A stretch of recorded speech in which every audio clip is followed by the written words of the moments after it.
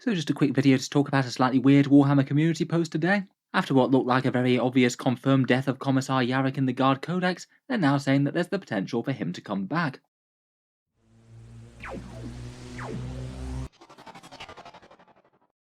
Hello and welcome back to Warspets Tactics, where today I just wanted to talk briefly about the latest Warhammer community article, one that maybe just feels like it wants to amp up the drama of Yarrick's death a little bit, and perhaps to stir the pot a bit, and get people to discuss what's actually going to be going on with him. Despite it feeling like we got a fairly distinct answer in that he's not alive anymore in the new codex, their big point in this one seems to be that maybe that's not actually the case. There were a couple of interesting details for the World Eaters as well, in the background of a picture of Angron, a big scary core model that looks like it's probably the Demon Prince, not a new miniature but I guess confirmed for the codex, and any talk of Angron is kind of interesting for the upcoming decks in the first place.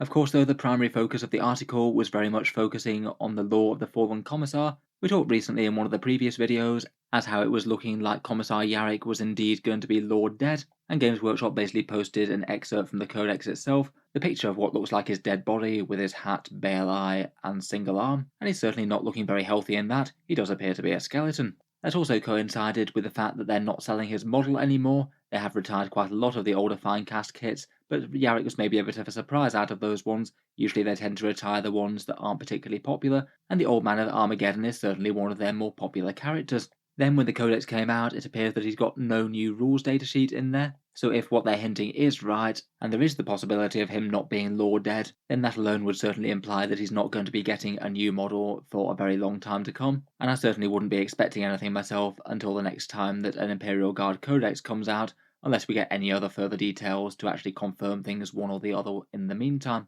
Just for a quick recap, in the Guard Codex, the page where it said that he was dead, it said that the Great Bell of Terror had rung out for him, implying that he'd fallen in the Emperor's service, and it said in the mini obituary that they had for him that he'd returned to the God Emperor's side, and also gave us that picture of Yarrick looking very much not alive anymore. Perhaps the slightly weird thing was that they didn't really give any details as to his death, which this article certainly goes into a fair bit, and that does seem kind of strange for one of the most iconic characters of 40k to have no confirmed lore death, and for him to just quietly pass away off camera. When we talked about that last, it did make me think whether or not they might be saving the narrative story of that for some other big event, maybe potentially the World Eaters Codex, or maybe potentially something else like one of their novels, or maybe even one of their Warhammer Plus animations. They did make an animated story of his life in the Hammer and Bolter episode, so that doesn't seem entirely impossible.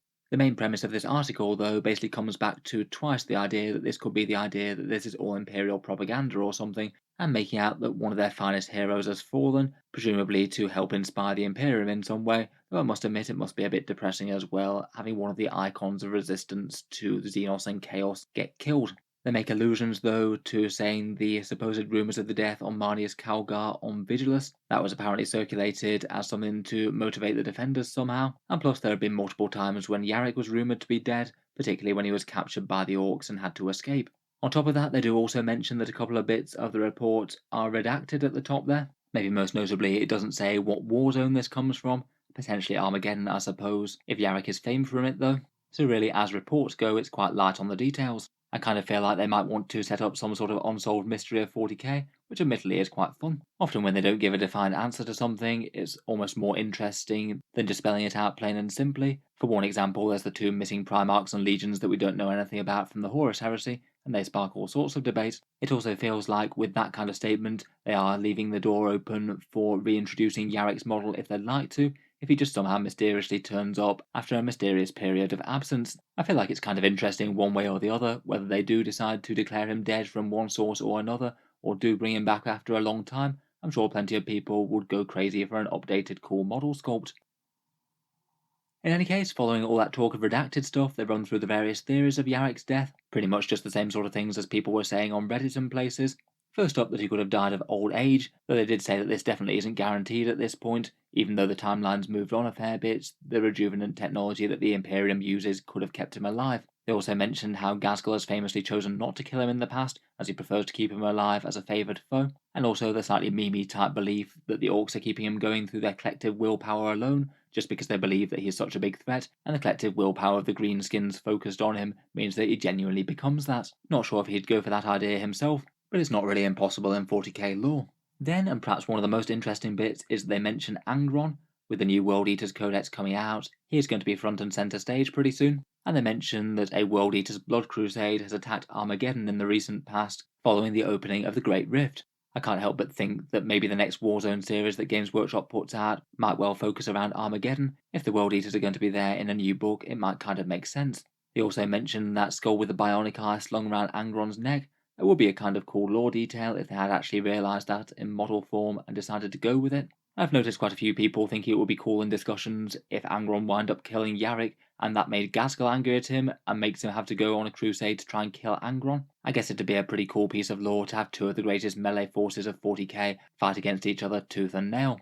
They also mentioned for some reason that Trazyn the Infinite might have added him to his collection. I'm not sure if there's any real backing for that whatsoever, other than that's the sort of thing that he likes to do. I guess he did that with Creed. Maybe he just wants to complete his classic Imperial Guard character collection before they all go out of production. Then again, after all that, they touch again and say that he might not be dead, and that it's just some sort of inspiring ruse from the Inquisition. So it definitely feels like they're leaving the door open for a new model to come back at some stage, despite showing his supposed dead body. I'll be interested to hear your guys' take on that though. I feel like they're definitely going to revisit this story at some point in the future, though we don't know how soon. Do you reckon we'll find out that Yarrick was killed in the World Eaters Codex lore? Or will we hear nothing for a good long while, and then maybe surprisingly have Yarrick's model return in a full plastic kit? I would have said the former was more likely before this article, but it does muddy the waters a bit.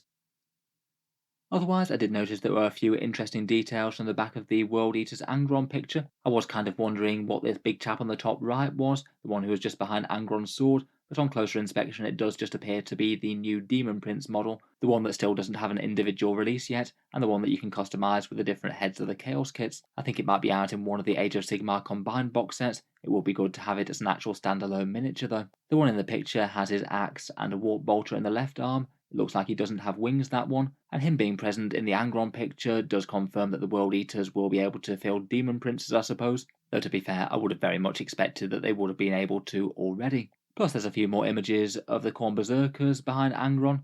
I'm not sure if I can see anything particularly new in that. One of them appears to have an icon, and I think that he's also carrying what looks like a ridiculously enormous chain axe as well. I'm not sure if that's one that we've seen previewed or not. Could be another Wargear option from the kit, unless I'm missing something and we've seen it before somewhere. World Eaters experts, feel free to let me know down in the comments. So anyway, let me know what you think of the rumours, true or not, of Yarrick's death. Is being an unsolved mystery one of the best things that could happen for it, or is it better that we get a distinct answer one way or the other? If you enjoyed the video, feel free to subscribe to Auspex Tactics, or I'll certainly try and keep up with Games Workshop's news and rumours. I'll certainly have plenty of tactics and rules focused content coming out for the Guard in the near future. Finally, if you have been enjoying the videos on the channel, I would just like to mention that Auspex Tactics does have a Patreon page as well, and you can find that linked in the video description. Channel patrons do get a few advantages, seeing certain videos early, regular votes to see what sort of things happen next on the channel, and automatic entry into the regular prize giveaways with a chance to win some big model kits each month. If any of that sounds good to you, or you'd just like to help support, the link is down in the video description. In any case, a massive thank you for listening, and I'll hope to see you guys next time.